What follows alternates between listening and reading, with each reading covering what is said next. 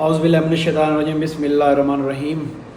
آج کی ویڈیو کا جو مین موٹیو ہے، جو مین مقصد ہے، وہ امت مسلمہ کے ساتھ ہونے والے مظالم اور جو آج کل صورتحال چل رہی ہے مسلم ورلڈ میں، اس کے حوالے سے بات کرنی ہے۔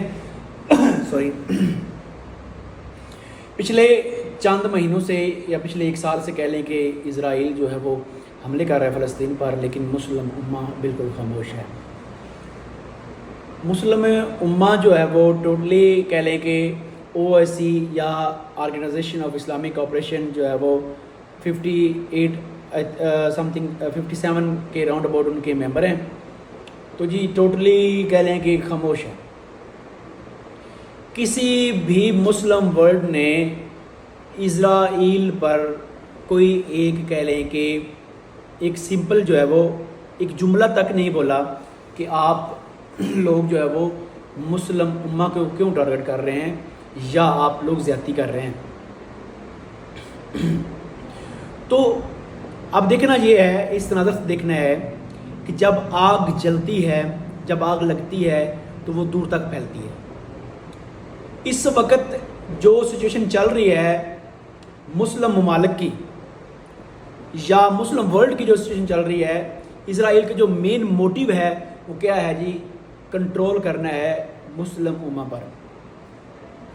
مسلم امہ میں 3 4 یا 5 کہہ لیں کہ ایسے اسٹیٹس ہیں، ایسے ممالک ہیں جو خود کرتے ہیں یا جن کے پاس کوئی طاقت ہے، جن میں سعودی عربیہ ہے، ترکی ہے، ایران ہے، پاکستان ہے، یا 1 2 اور ممالک ہیں جن کے پاس کہہ لیں کہ یہ ہتھیار بھی ہیں اور کچھ کہہ لیں کہ اپنی افواج بھی تگڑی ہے۔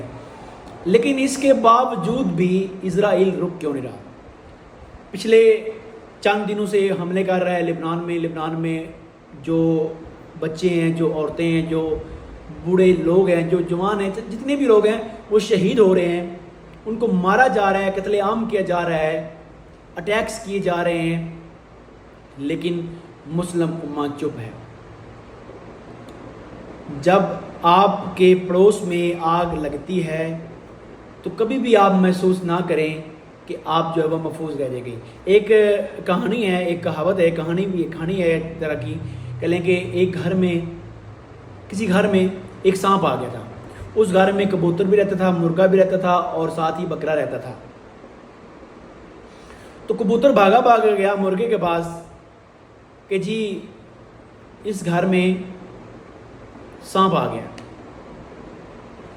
تو مرغے نے کہا یہ میرا میٹر نہیں ہے، یہ گھر والوں کا میٹر ہے، وہ خود سلجھا لیں گے، تمہیں اس چیز کا کیا مسئلہ ہے؟ اس سے آگے گیا بکرے کے پاس، بکرے کو بولا جی سانپ آ گیا گھر میں۔ اس نے بھی سیم جواب دیا کہ یہ میرا میٹر نہیں ہے، یہ میٹر ہے گھر کا، تو گھر والے سلجھا لیں گے۔ تجھے کیا کہنے، کیا کسے؟ کچھ دیر بعد یا کچھ دنوں بعد وہ سانپ جو ہے وہ ڈس گیا اس گھر کی خاتون کو۔ تو خاتون جب اس کو سانپ ڈسا تو ڈاکٹر کو لایا گیا۔ ڈاکٹر نے بولا کہ اس کو جو ہے وہ کبوتر کا گوشت کھلایا جائے تو ہو سکتا ہے یہ ٹھیک ہو جائے۔ کبوتر کو ذبح کیا گیا، گوشت کھلایا گیا۔ جب عورت کے یا اس خاوند کی بیوی کے گھر والوں کو پتہ چلا کہ جی ان کی بیٹی یا ان کی بہن جو ہے وہ بیمار ہے، اس کو سانپ ڈسا ہے، تو وہ آگے پتہ کرنے، جب پتہ کرنے آئے تو مجبوراً جو ہے مرغا اس کو ذبح کرنا پڑا۔ جب مرغا ذبح ہو گیا، مرغا بھی چلا گیا اور کبوتر بھی چلا گیا، 2 چلے گئے ایک سانپ کے آنے سے۔ اب کچھ دنوں بعد جو ہے وہ بیوی جو ہے وہ اس کی مر جاتی ہے اور کہہ لیں کہ مہمان زیادہ ہو جاتے ہیں، مہمانوں کے لیے کھانا بنانا ہوتا ہے، تو وہ بکرے کو ذبح کرتا ہے اور اس کا کھانا بنا لیتا ہے۔ تو بات کرنے کا مقصد یہ ہے کہ آپ کبھی بھی یہ نہ سوچیں کہ یہ مسئلہ لبنان کا ہے، یہ مسئلہ فلسطین کا ہے، یہ ہمارا مسئلہ نہیں ہے۔ یہ مسئلہ سعودی عربیہ کا بھی ہے، یہ مسئلہ پاکستان کا بھی ہے، یہ مسئلہ لبنان کا بھی ہے، یہ مسئلہ ایران کا بھی ہے۔ جتنے بھی ممالک ہیں مسلم، پوری دنیا کا معاملہ تو ہے ہی ہے، لیکن جو مین مسئلہ ہے وہ ہے امت مسلمہ کا۔ آج کچھ دانشور ممالک چپ ہیں اس وجہ سے کہ یہ قتل ہو رہے ہیں تو تشیع ہو رہا ہے، اہل تشیع ہو رہے ہیں، ہمارا تو کچھ آتا نہیں ہے، ہمیں کسی نے کچھ کہنا نہیں ہے۔ تو یہ بات بالکل غلط ہے کہ آپ کو کچھ نہیں کہا جائے گا۔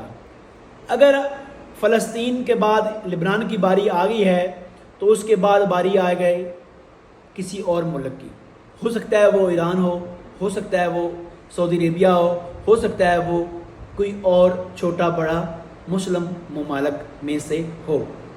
لیکن بات قابل غور یہاں پر یہ ہے کہ آپ نے اس وقت کرنا کیا ہے۔ نہ OIC نے کوئی اجلاس بلایا ہے پچھلے کئی مہینوں سے، نہ ہی کوئی OIC نے کوئی سٹیٹمنٹ دی ہے، نہ ہی کوئی OIC نے ایمرجنسی میں کہہ لیں کہ کوئی ہنگامی کانفرنس کی ہے۔ بنتا تو یہ تھا کہ مسلم امہ جو ہے وہ ٹوٹلی ایک پیج پہ اکٹھے ہو کر اس چیز کا احتجاج کرتے، اگر احتجاج کا فائدہ نہ ہوتا تو اس کا ڈٹ کر مقابلہ کرتے، لبنان، فلسطین، ایران یا باقی جو ممالک ہیں جو مزاحمت کر رہے ہیں ان کو اکیلا نہ چھوڑتے۔ آج کے لیے اتنا ہی، اپنا اور اپنے اہل خانہ کا خیال رکھیے گا، اللہ نگہبان۔